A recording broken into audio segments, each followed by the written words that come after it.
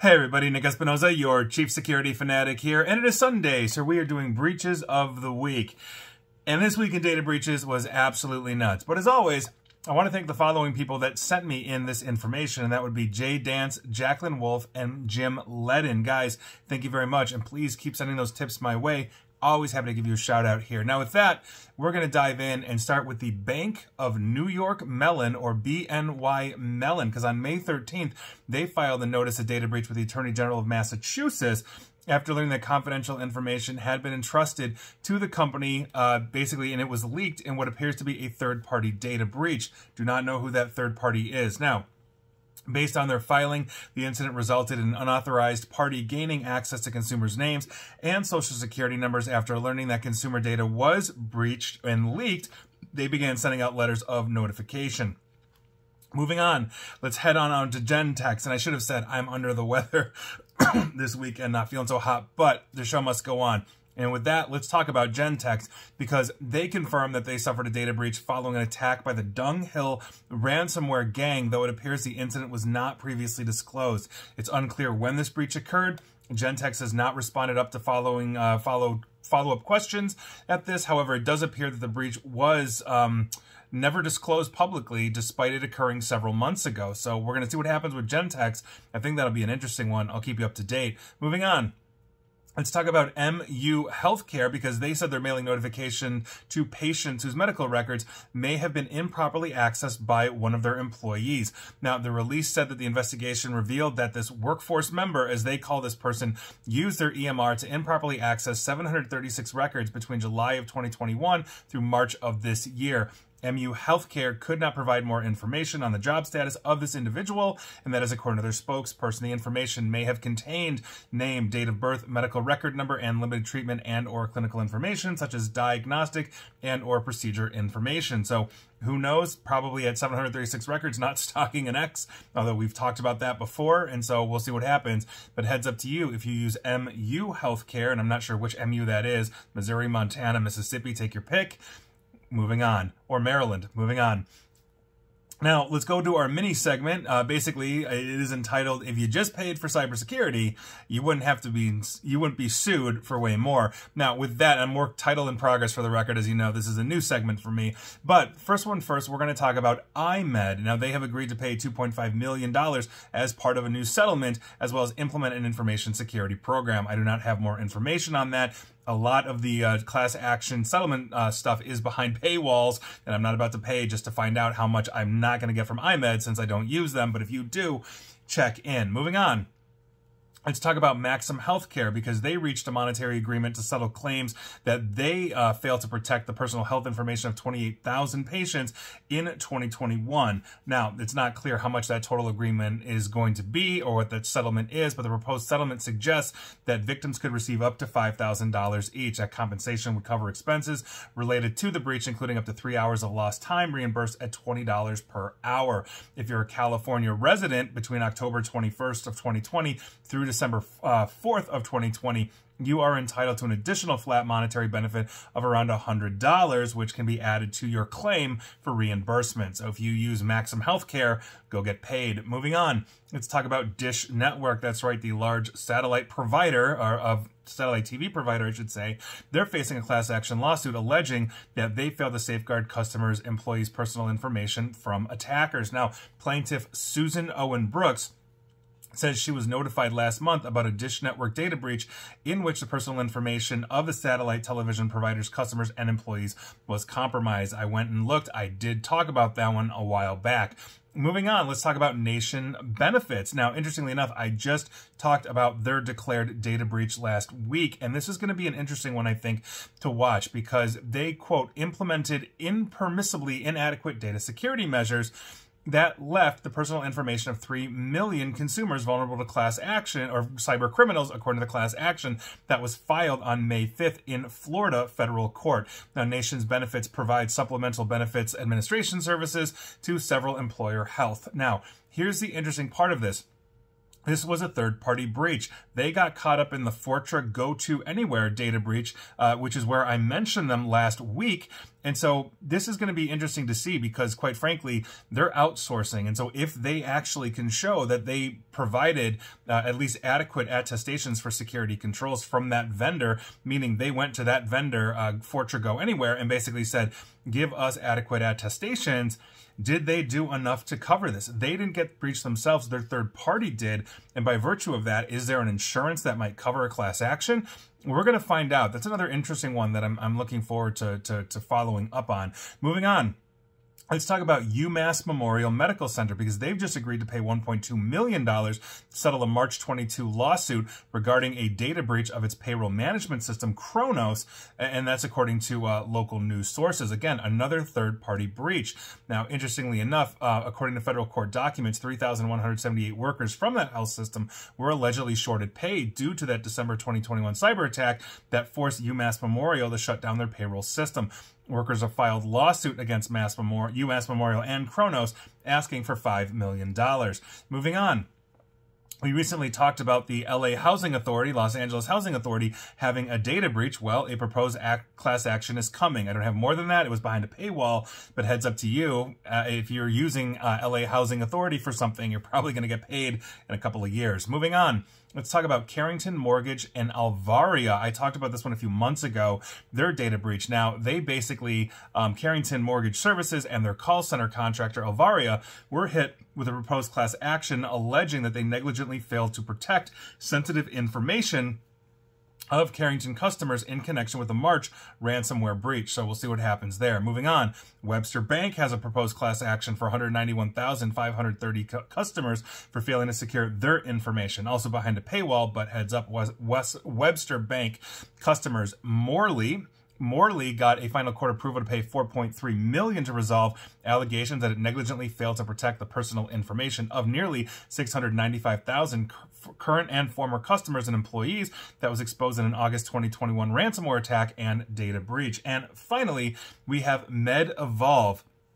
Now, they're a medical practice management software provider out of Little Rock, Arkansas, and they've agreed to pay $350,000 to settle allegations that they failed to properly protect patient data, and that is according to the U.S. Department of Health and Human Services. As part of that settlement, MedEvolve agreed to a 2-year corrective action that includes monitoring by HHS Office for Civil Rights. We'll see where that goes, but heads up to you if your company or healthcare provider uses MedEvolve. And that's it. If you just paid for cybersecurity, you wouldn't be getting sued. Moving on, let's go back to regular breaches and talk about La Male Postale. This is a transportation company serving hikers on popular hiking trails in France. Now, a research team discovered a data leak in their system that exposed the personal information of their clients. We're talking names, phone numbers, emails, private communications via SMS, passwords, and employee credentials as well. So heads up to you, La Male Postale out of France, employees and customers. Moving on, let's head on over to Latvia and talk about their airline, Air Baltic, because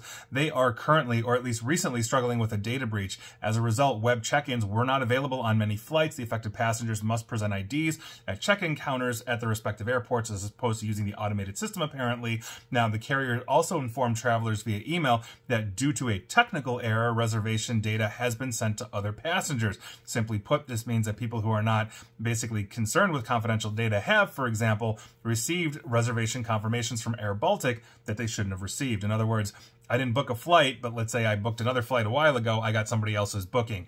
And again, this is from a translated website, so bear with me here. Now, in order to ensure that they're not misused under false names, the Latvian carrier has asked passengers to appear in person at the check-in counter to make sure that ticket A matches ID A, and on and on. So heads up to you, Air Baltic travelers. Moving on.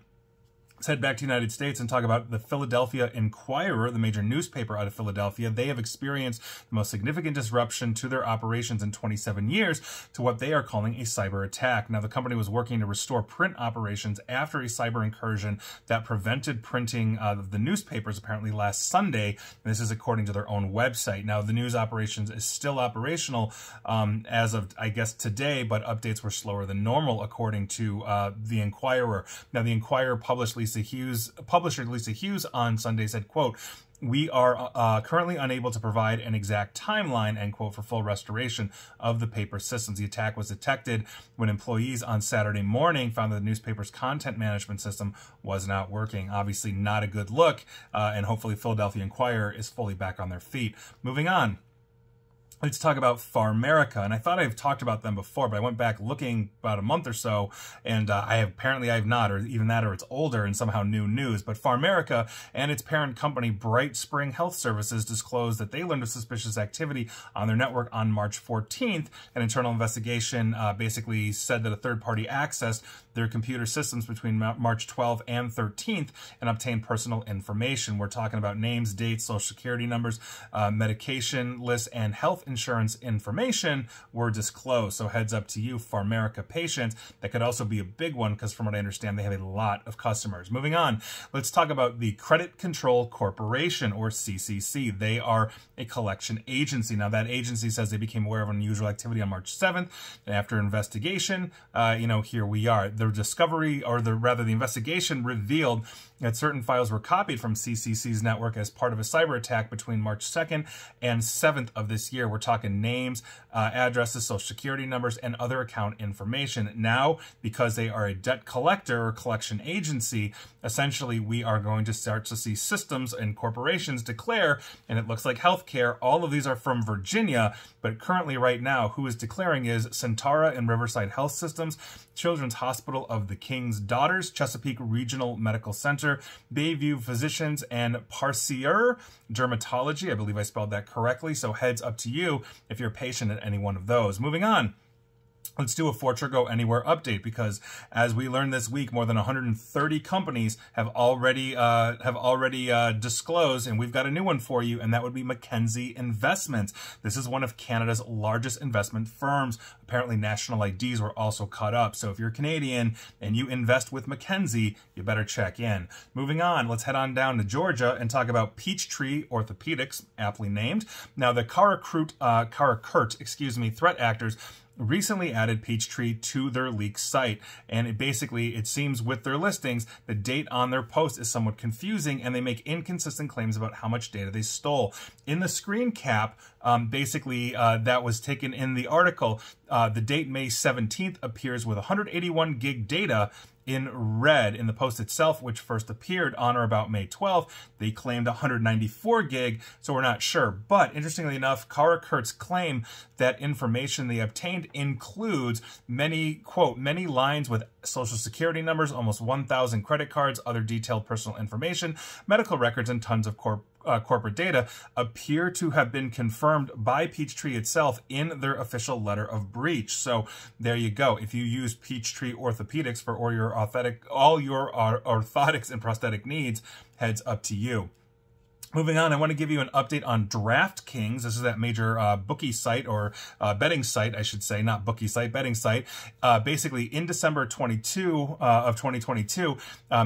basically an in-depth report by Hackery.com shed light on a series of data breaches that targeted two prominent online casinos, DraftKings and BetMGM. I talked about both of those back then. Now, an 18-year-old Wisconsin man has been accused of orchestrating a credential stuffing campaign and targeting basically users of that popular betting site, DraftKings. Joseph Garrison of Madison, Wisconsin, was charged Thursday, May 18th with a slew of serious offenses, including conspiracy to commit computer intrusions, unauthorized access to a protected computer, wire fraud conspiracy, and aggravated identity theft. If convicted, Mr. Garrison could face a maximum sentence of 57 years. Now, interestingly enough, because this happened in December of 2022 and he is 18, I'm wondering if he was 17 at the time. If not, and he was 18, he will be charged as an adult. Moving on.